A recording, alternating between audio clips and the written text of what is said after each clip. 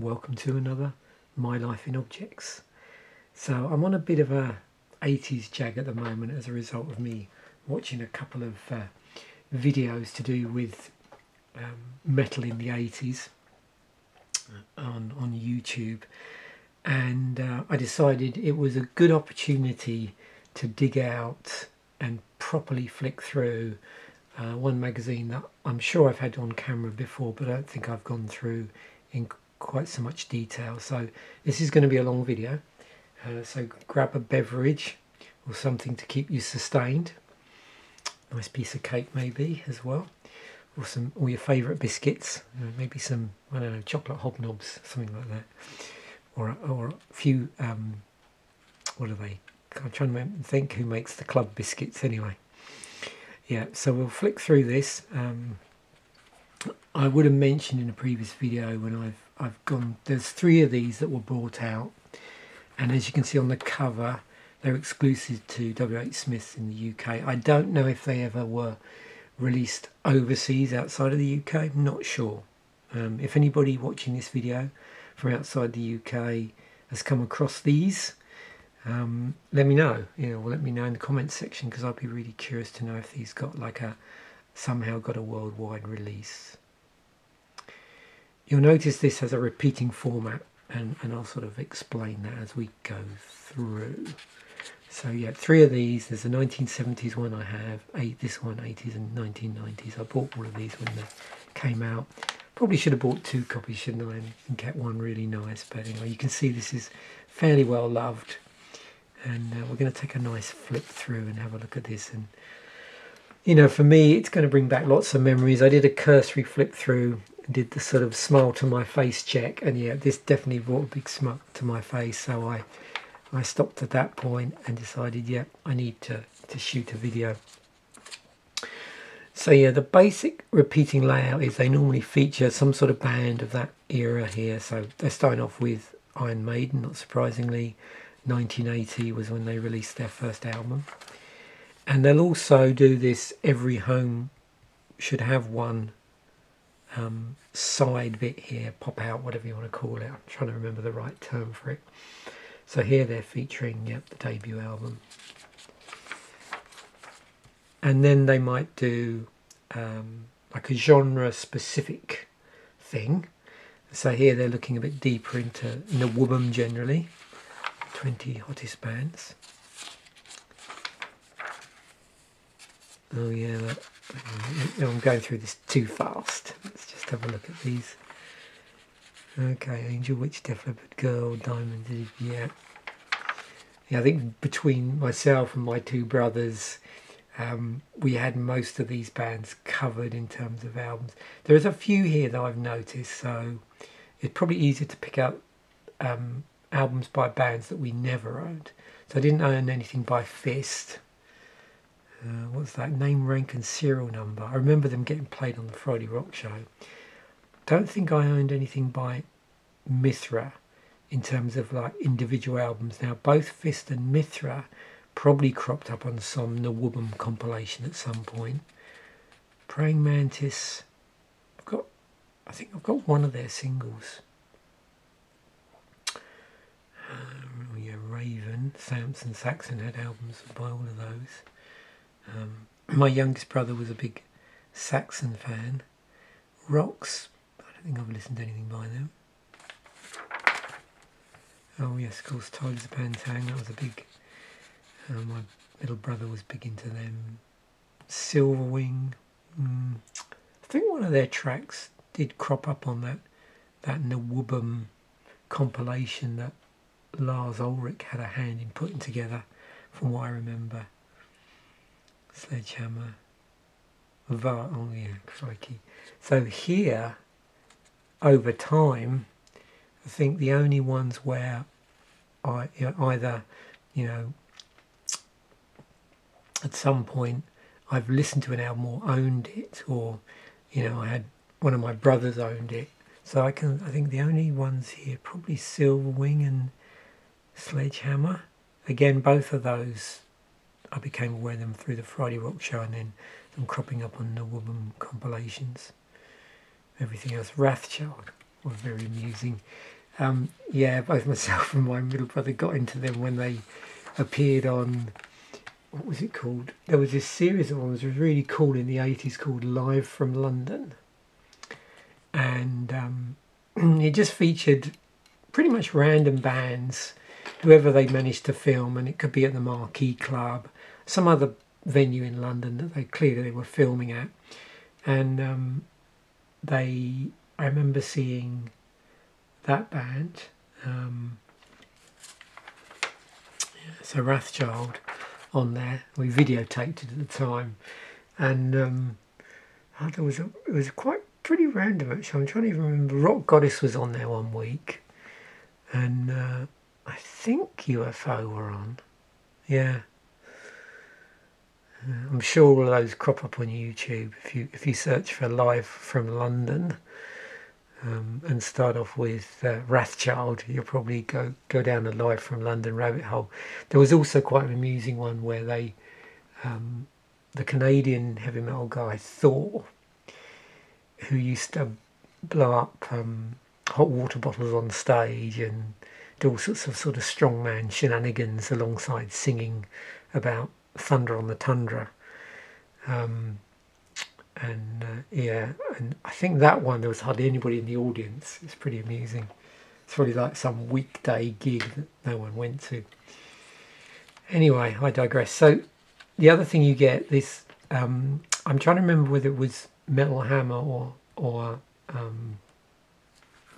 is it Classic Rock that did? Yes, it's Classic Rock and Metal Hammer did this together, and I know one of the publications used to have this buyer's guide in their regular magazines, and it was pretty cool. You sort of had essential, superior, and sometimes there would be a third category as well. So we've got a woman one, and then they follow it on with obviously albums of the year from 1980.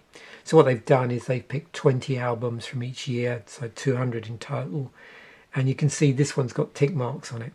And we'll come to an interesting personal artifact that I found at the back of this magazine, which really ties me to when this magazine was released. So these were published in 2006. These came out, so well into the 2000s, and they did them over the course of three. So they did I think the 1970s one first, then the 1980s, then the 1990s, and it was done, I think, pretty much over the course of a week or within a few months.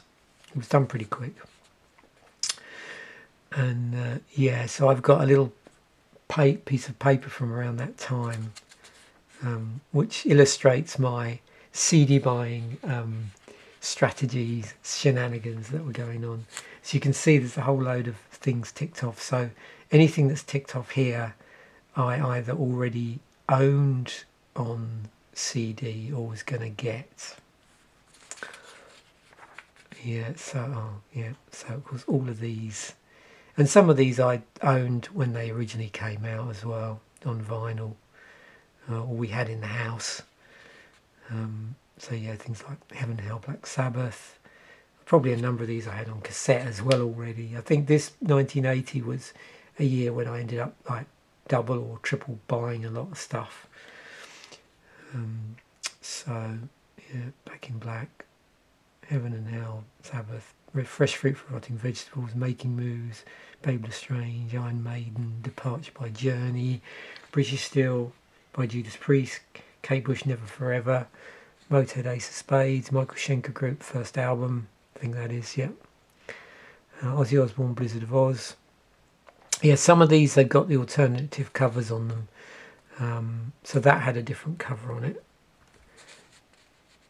First Pretenders album, REO Speedwagon, High Infidelity, Rush, Permanent Waves, Saxon Wheels of Steel, Bruce Springsteen, The River, U2 Boy, Van Halen, Women and Children First, Whitesnake Live in the Heart of the City. I always get a bit confused with the First Pretenders album, and without looking this up, it came out towards the very end of a year, so I can never remember with that. Sometimes it ends up in like 1980. And I think sometimes, so it either came out at the very tail end of, I think it came out at the very tail end of 79, really late in the year, like December time. And so a lot of times I think it gets pushed into 1980s list, but I'm not sure on that. Yeah, it's always one that I always get a bit confused about. Oh, there we go. Pink Floyd's The Wall, best-selling album 1980. Although it doesn't appear. Oh, that's because it was released in. Didn't that come out in 79? Yeah, so it's interesting they feature that. Again, there's a little bit of overlap here.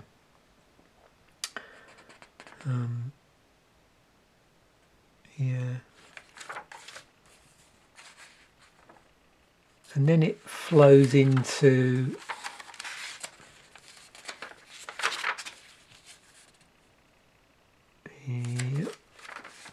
so yeah, that was a 79 album. So you can see there's a little bit of wiggle room here. I suspect if I dug out the 79 copy, they would it would be in there actually, or the 1970s issue. And it moves into sort of morphs into neo-prog a bit, and then we get a prog buyer's guide. So you can see the magazine flows pretty nicely, and there's a few here. I mean, there's certain bands I really like prog wise, like, you know, Rush gets pushed into that category. I did have that album, and Yes, and I've got a couple of the early Marillion albums.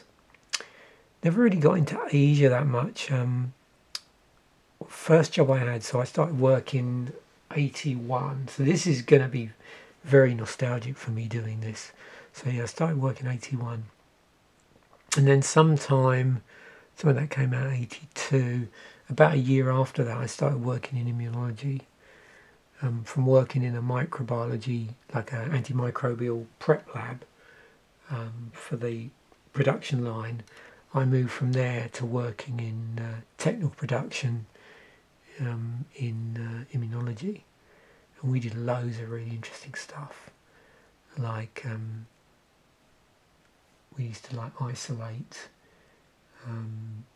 antigens from serum, and you know, be running them through all these columns of gel to purify them, and doing reverse osmosis and ultrafiltration, a lot of purification techniques, a lot of sort of special technical production work that required a sort of knowledge of, it wasn't just, basically putting stuff into kits. It was actually creating the different components to go in kits. And so I was in the department. It was just two of us, me and my boss, senior tech, and he was a big Asia fan, big Led Zepp fan. So I remember when the Asia album came out, he would talk a lot about that. Okay, 81. You can see some more ticks here. I think I completed this year in CDs, but never finished it off. I think this is one of the few times I've actually sort of written on one of my magazines. Yeah, so the usual suspects for 81: AC/DC, Black Sabbath, Mothballs, High and Dry. Oh yeah, I love this album. This reminds me, so I didn't get my first car until 83, and I remember I just finished my second year of college. We were when I started working 81, immediately I started work sometime in late summer, and the firm I worked for immediately sent me to college for 2 years. We used to go like a day a week, and I was doing my ONC, Ordinary National Certificate in Chemistry, at that point, because that was most appropriate for what we were doing, even though what I was doing was more immunology. There wasn't really, at that point, an ONC in immunology, and most people that were working in lab work tended to do the ONC in chemistry as a starting point, particularly if they were doing like diagnostic work with tests, because you learn a lot about how to prepare different things, and purification techniques in chemistry. So we'd start with that, and then following on from that, I went out and studied, did do like applied biochemistry, specialise in biochemical techniques to make it more aligned with the immunology that I was doing. But 83 was when I finished my second year, and I remember it was the last day at college. So I've been this sort of, well, when would that, colleges normally close up in the UK. It's pretty late actually. So was it, I remember it being this really hot day, and then after going and buying this car, my first car, for I think £400, and then literally within about 2 weeks driving it down to the coast. Where did we go? I went camping with a friend down to Cornwall, and we had, the reason why I'm rambling on with this story is I had High and Dry, Ramones album, I'm trying to remember which one was out then, whatever one had, was it? It was one, actually, it was one that had been out for a while. It's gone now. I don't think it was Road to Ruin. It was one of the ones after Road to Ruin. Yeah, so we had that and one of the early Cheap Trick albums. And I had this, the car I bought didn't have a cassette player on it, so I had this little mono cassette player in the sort of, because in those cars there was like loads of room in the car down the front, just in front of the gear stick, and I had it sort of down in there, and we just listened to it, and it didn't roll around too badly in the car. The carpet sort of kept it in place. Yeah, so that's funny. I just suddenly remembered that. Actually, I didn't think of that when I was going through this, doing a bit of a dry run. Yeah, so Foreigner 4. Yeah, moving on. Iron Maiden, Killers, Tin Drum Japan. Yeah, loads of classic stuff here. Journey, Escape, Motley Crue, Too Fast for Love. I was just talking about this album last night with my wife. We were trying to remember when it came out, and as she correctly pointed out, so it didn't get released on Elektra till 82, but the album came out in 81, this album, and I remember them playing probably they were Live Wire on the Friday Rock Show, and thinking, oh, this band sound awesome. And the album was quite difficult to get to in its original form. I think they only printed 600 copies of the original. What was it? It had some weird independent, like something with like leather spelt with a U with an umlaut. I can't remember the name of the full name of the whatever record label in inverted commas they released it under. But there was about 600 copies of the original, and then it got re-released on Elektra. Oh yeah, this live album, Difficult to Cure by Rainbow, Stevie Nicks. So things like the Stevie Nicks album and Rolling Stones' Tattoo You, I think I bought a lot later when I was doing my sort of CD buying. Denim and Leather, Welcome to Hell by Venom, El Loco. Yeah, quite a few of these we already had on in the house, either on vinyl or I had on cassette before I started sort of rebuying on CD. Yep, The Cure, Disintegration. Okay, interesting. 89, well, that's just creeping early. I was trying to remember when that came out. I think that's getting pretty close to the 90s. Oh, of course, all the goth stuff. Yeah, I was big into Sister Mercy, The Cult. A friend of mine, she was a really big Cult fan, but it always amuses me. There were 3 bands she liked, and I couldn't really see any connection to them. They were The Cult, Chris de Burgh, that's sort of more proggy era, and Marillion. And I can sort of see, proggy era of Chris de Burgh overlapping with Marillion, but I couldn't quite get the Cult connection.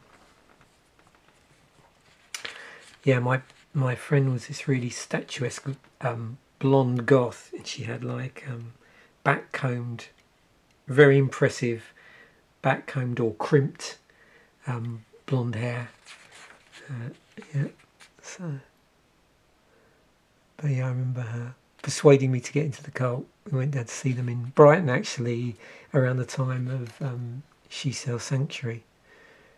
After I'd seen them with another friend supporting Big Country in end of '84, I think it was, and I was a bit sceptical about them. I couldn't really make up my mind, and then I said to my other friend, yeah, we should go and check them out. I'm willing to check them out again. And so we went down, and they were awesome. It was around the times of She Sells Sanctuary. We saw them at this really small, relatively small club, top rank in Brighton. And then they played again within a few months to support Love. And went to see them again with a lot more of us then. We were sort of trying to convert people over, saying, yeah, you got to go and see the cult. They're awesome. And then I saw them once more when they went a bit sort of AC/DC-ish on the album After Love, and the title escapes me. I'm sure it will come up in here. Yeah, so The Mission I saw live. We'll get on to actually the period when I went to see a lot of live bands. Yeah, the Banshees around the time of actually Tinderbox. The Damned saw live.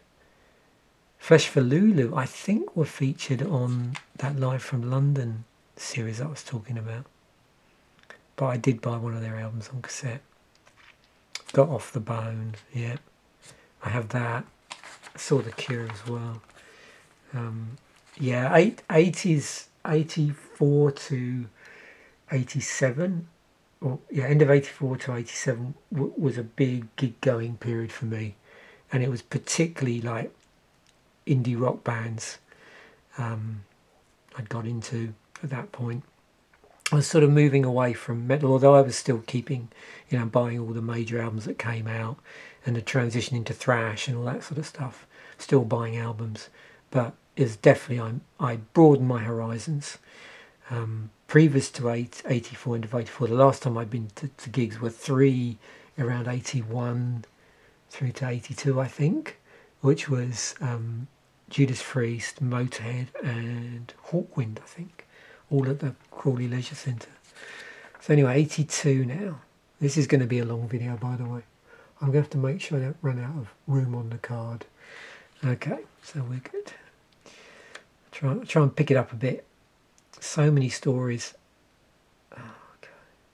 It makes me so happy looking through this. Right. Now, a lot of these I never owned. I have a sweet spot actually in music. I think I've mentioned this numerous times. Sort of 76 through to about 81. So I think I went back, and for all of these magazines, going back to the 76 ones, I think I tracked down the CDs for that sort of time frame. Create a collection. Yeah, Aerosmith, Rock in a Hard Place. I don't think I have that. Was that when... Oh, that was when they were recording without Joe Perry and Brett Whitford, weren't they? Right. I'm a little bit off here, and I'm on that borderline between what I call my computer glasses and my regular glasses in terms of seeing that. So I've got my computer glasses on, which normally work well for this video recording. Rick Dufay and I could never say his Jimmy Crespo. I always mispronounce it as Cripso or something like that. Oh, there's the First Asia album, Combat Rock. I remember this. Should I Stay or Should I Go? Rock the Casbah. I always just remember that because, this is a period when I was doing chemistry, and one of the people in the class had the same name as someone that gets referenced in Rock the Casbah. So that was playing on the radio all the time. So that's funny. Cure Pornography. I have that on vinyl. Dire Straits Love Over Gold, yeah. Iron Maiden, Number of the Beast, Judas Priest. There's a few ticks here. Creatures of the Night by Kiss, Van Halen, Diver Down. Yeah, this picture's at 11. Robert Plant always reminds me of working in the lab because, like I said, my tech Brian, big Led Zeppelin fan. So when this came out, he was over the moon. Right. Rainbow Straight Between the Eyes. This is really good. Roxy Music Avalon. So many good hits on this. Signals by Rush, Simple Minds, New Gold Dream. I didn't get into Simple Minds till a little bit later, after I'd sort of explored U2 and Big Country. So although they were, on the radio and on Top of the Pops a lot, but I think this was the first album I bought by them retrospectively. New Gold Dream. I don't think I have that on anything apart from cassette. Oh, Venom Black Metal, yeah, I have that. And this I had on cassette. I think I might have ultimately owned it on CD. Yeah, White Snake was still in their original form at this point, I think. I think this was before. Yeah. Oh, no. Okay, I'm just looking. Saints and Sinners introduced Mel Galley. So Marsden must have left by that album then. Yeah. He sadly passed away, didn't he? Last year. 93. I saw Bernie Marsden in London. When was it? It was pre-COVID. So probably 2017 or 2018. It was awesome. We saw him at this little club. Just out from... It wasn't in central London. I think it was out a little bit. Because I remember it was a bit of a trial to get. We couldn't see right to the end of the gig because we had to get the tube back or something, and we were flying out the next day. Oh, hair metal. What did I just skip over?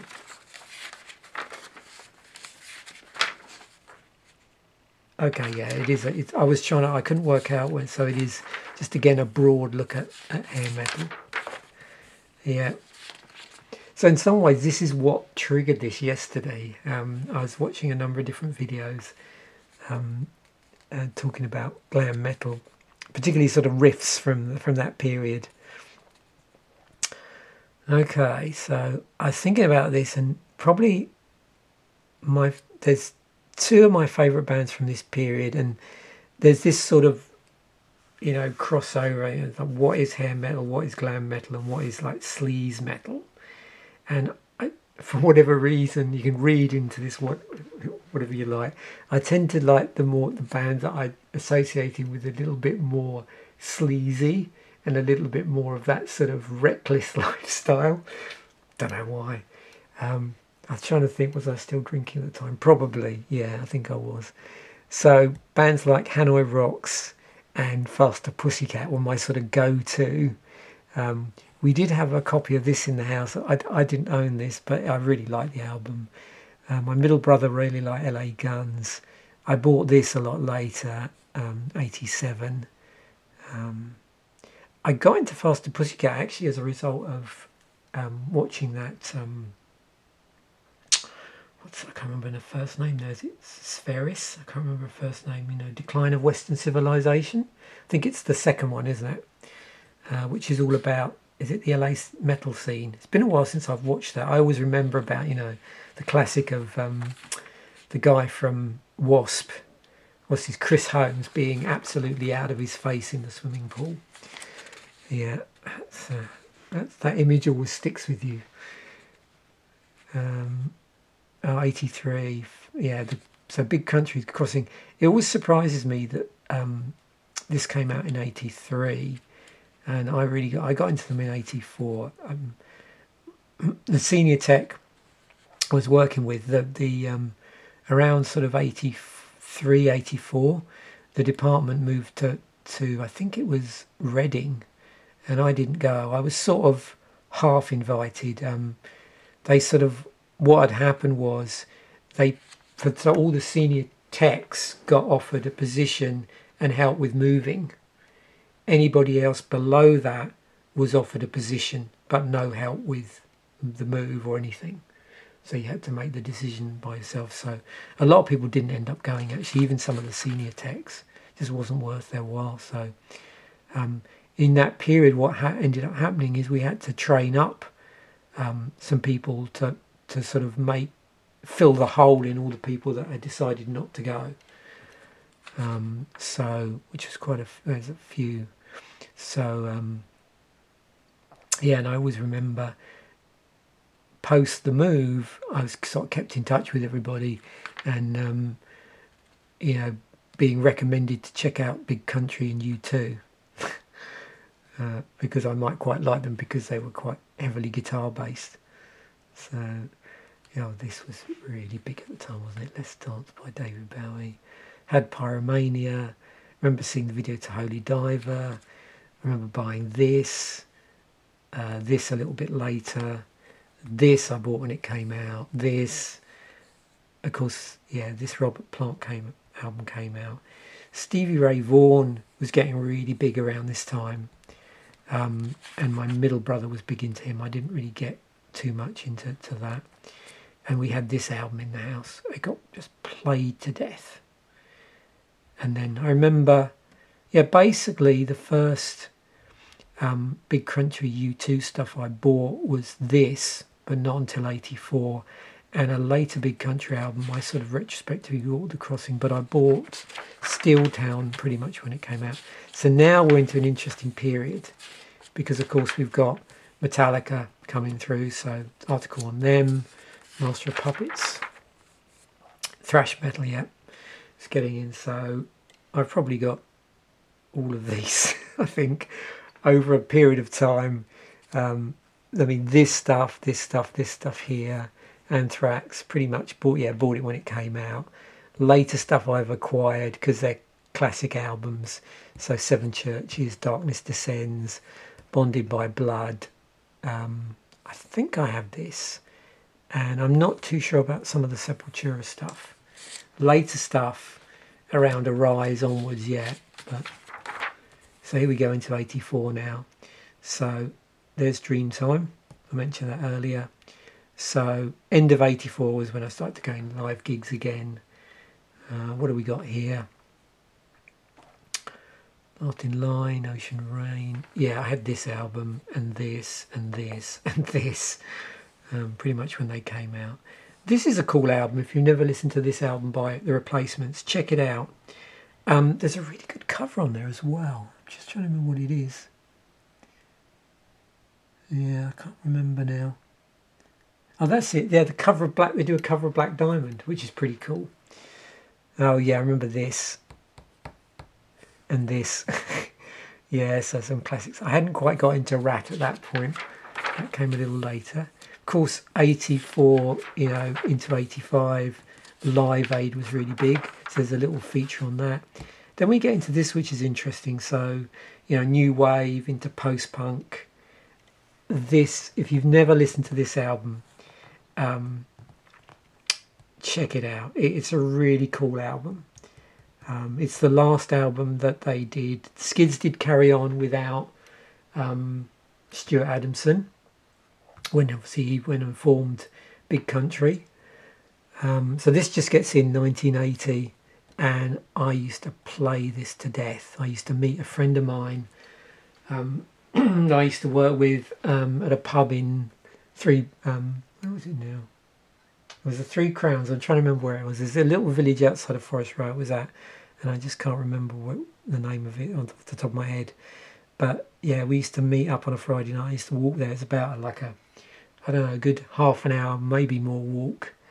And I remember on a Walkman, I didn't buy it till about, 84, later than when it came out, and I'd be listening to that on the way home.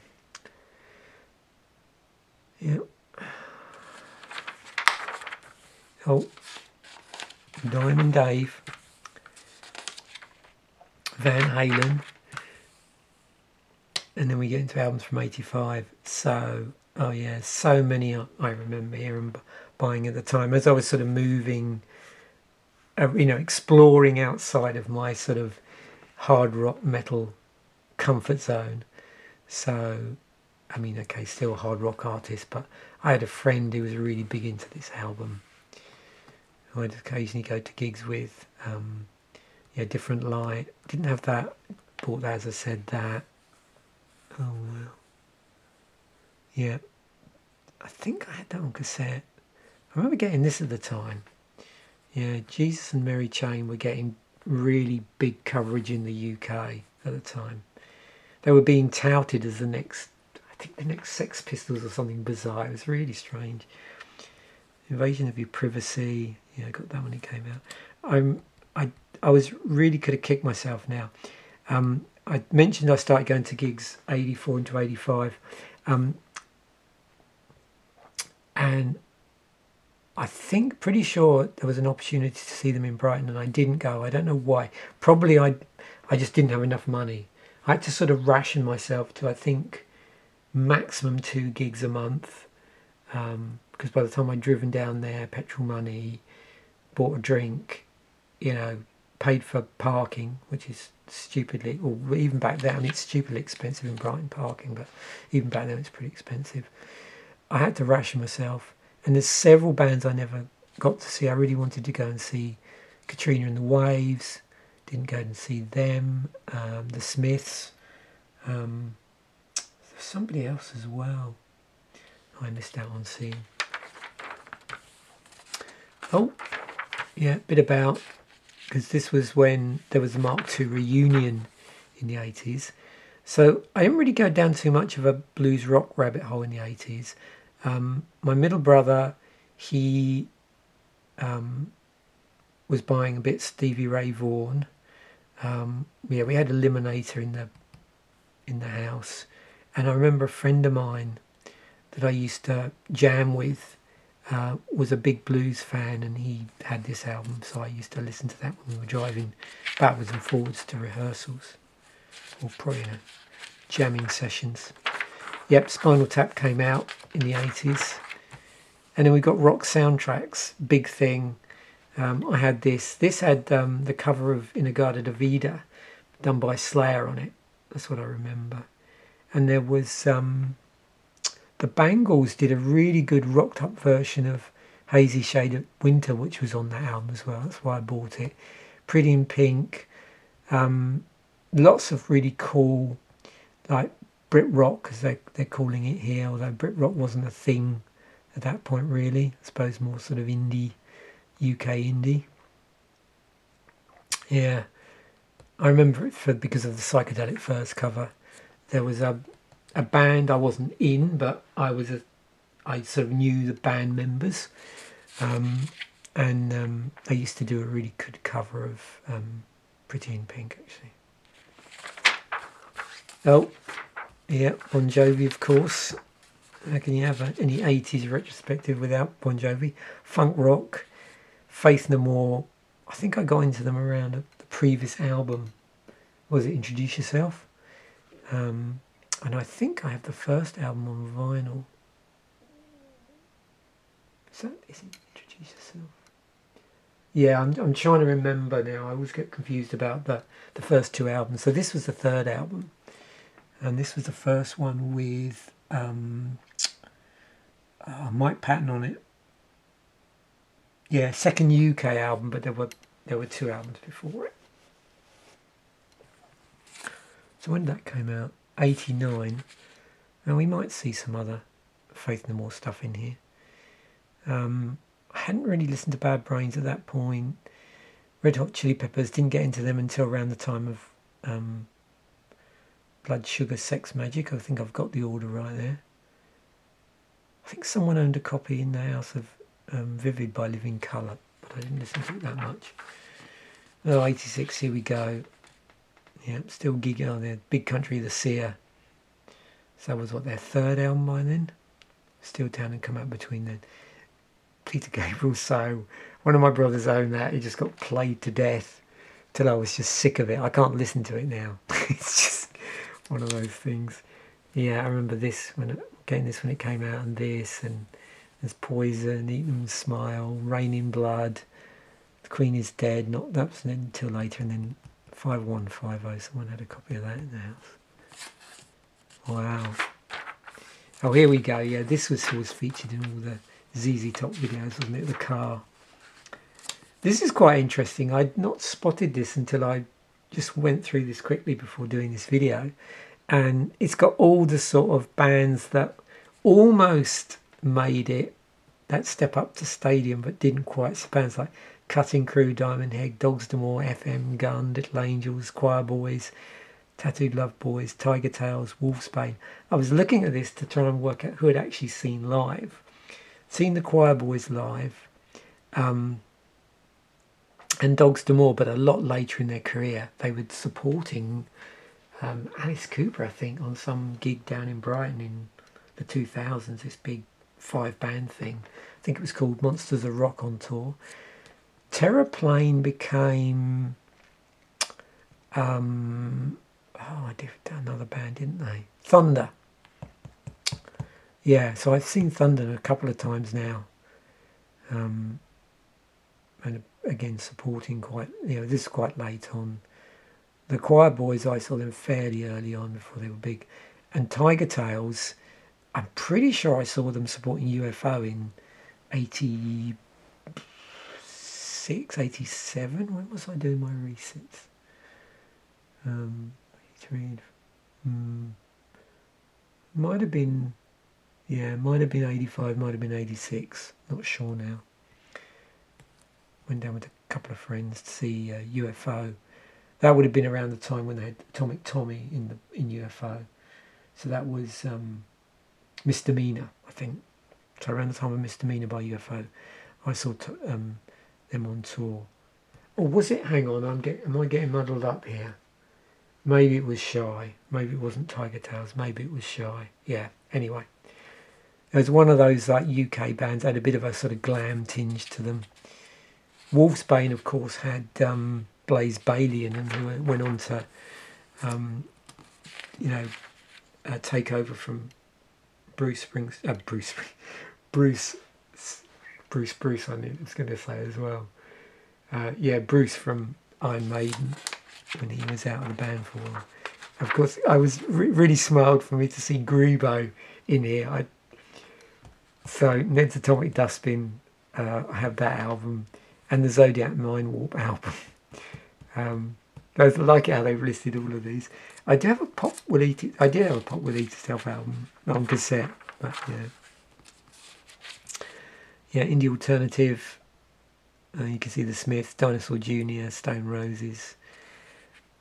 I love this album, but didn't get into it until a little whiles. I think I've mentioned on numerous times whenever I mention the Stone Roses, it's really vivid in my imagination. I had a friend of mine who was used to run this pub in Nutley, near to where my parents live actually now, and we used to go there all the time, and they had a really cool jukebox, and that I Am the Resurrection came on with the extended guitar solo at the end. There's the John Squire solo, which is awesome.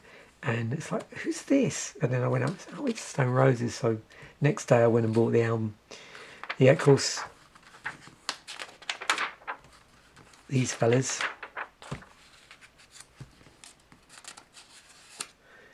I'm trying to think the first time I saw, I'd not seen them live, but they did do, there was Guns N' Roses they broadcast a live gig by them.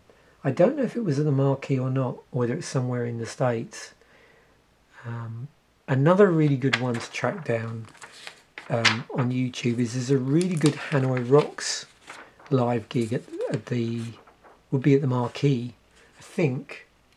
Again, I'm not unsure. It's either the Marquee or might have been somewhere else in Europe. And it was just after Razzle had died, and I think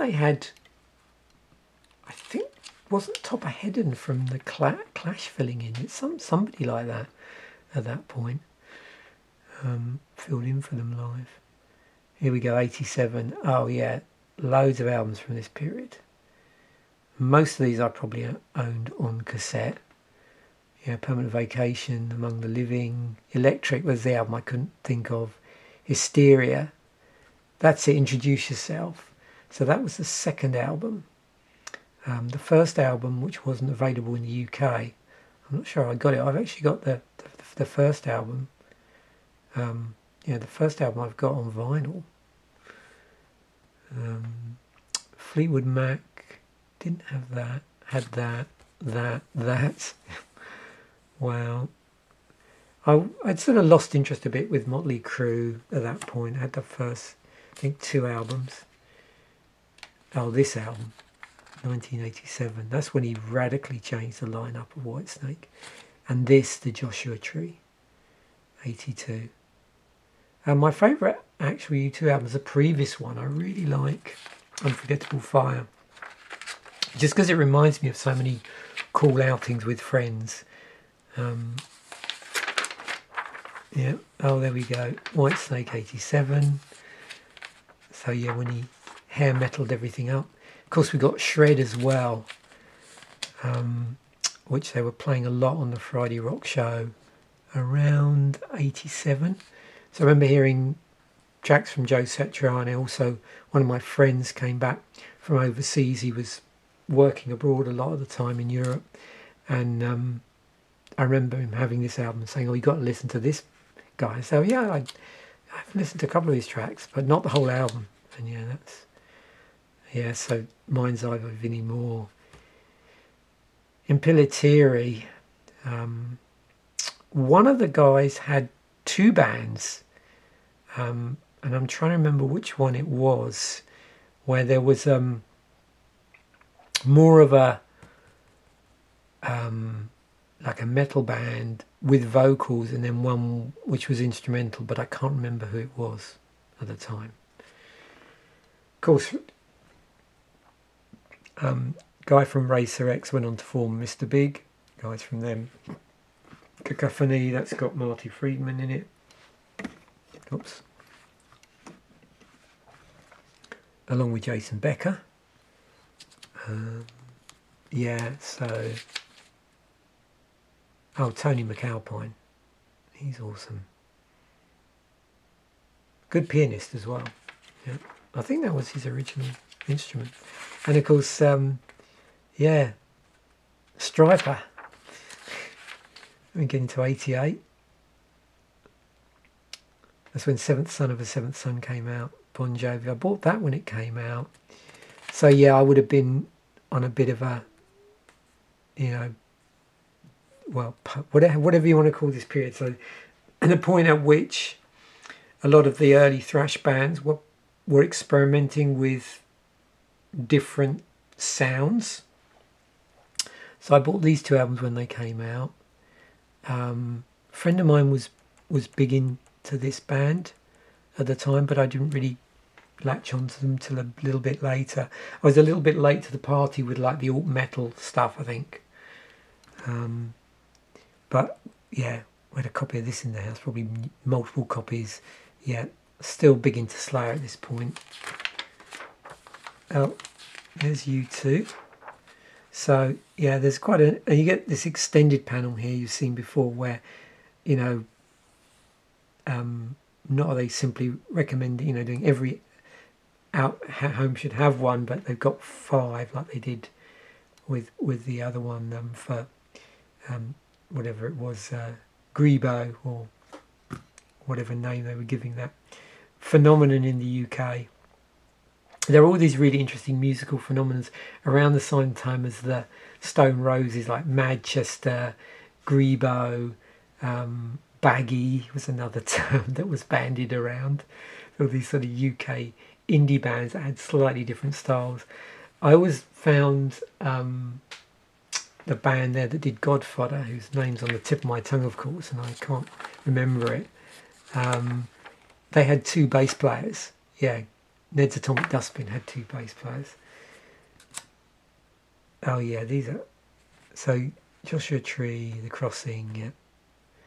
Strength. Yeah, I had that when it came out. I saw The Alarm. I think I've seen them twice, actually. Echo and the Bunnymen. It took me a while to get into them. They did that awesome cover, didn't they, of People Are Strange by The Doors. AOR, yeah, 80s. Where would 80s be without AR? So, and this is funny. 1980. So I remember this from when I was still at school, my final year at secondary school. I stayed on a year because in the UK you have O levels at 16 and then A levels at 18. Things went a bit wonky for me. I stayed on a year to fix some of the areas where I hadn't done so as well as I thought I would do, and then decided to go out to work after that. But in 80 to 81 I was in the sixth form for a year, and I remember this being on the sixth form record player a lot. Yeah. So it's an interesting period, like I said, for me, because it's sort of, 80, 81 sort of starts off in a period when I was still at school, and then it moves into my early years of employment, and I was at that firm for 11 years, I think, something around that, from 81 to 93, so 12 years. Yeah, I got my 10-year clock when I was working there. 89. This takes me back to also jamming with mates. Yeah, Aerosmith Pump. Had a drummer I used to jam with who was big into that. Faith No More, Real Thing, which we've seen before. What else we got here? And there were things like, albums that came out a little bit later. So, Skid Row. Got this album by Wasp, and they were fairly deep in by this point. I'm trying to remember when the original Wasp album came out. And this Chilled, was that third or fourth album? Not sure. I can't quite see very well. Yeah, that's when the Stone Roses album came out. It was 89. So the last year there, we still, well, okay, we're not too bad. We're getting up to the 50-minute mark now. Oh yeah, 7-inch singles. So I don't know if I have many of these. I have if there's anything here from the, I think I'd stopped buying singles by this point. Got a few 12-inch singles at that time. Yeah, I do have this actually. This was big. That Out in the Fields one. Gary Moore and Phil Lynott. They did an appearance on a BBC, I think it was on Channel 4, called ECT. It was a live series that took over after the Tube TV show had wrapped up, and it was mainly hard rock metal bands, and they'd normally play about 3 numbers on these stages, and there'd be about 3 bands I think per episode, and it was all indoors. And they had Gary Moore and Phil Lynott one time. Unfortunately, because they only featured about 2 or 3 songs, I think it was 3 songs, the band sometimes would carry on playing. And I don't know if it's up on YouTube, but there is some, they went into Still in Love with You, I think it was. But of course the cameras cut at that point because they'd run out of time on the programme.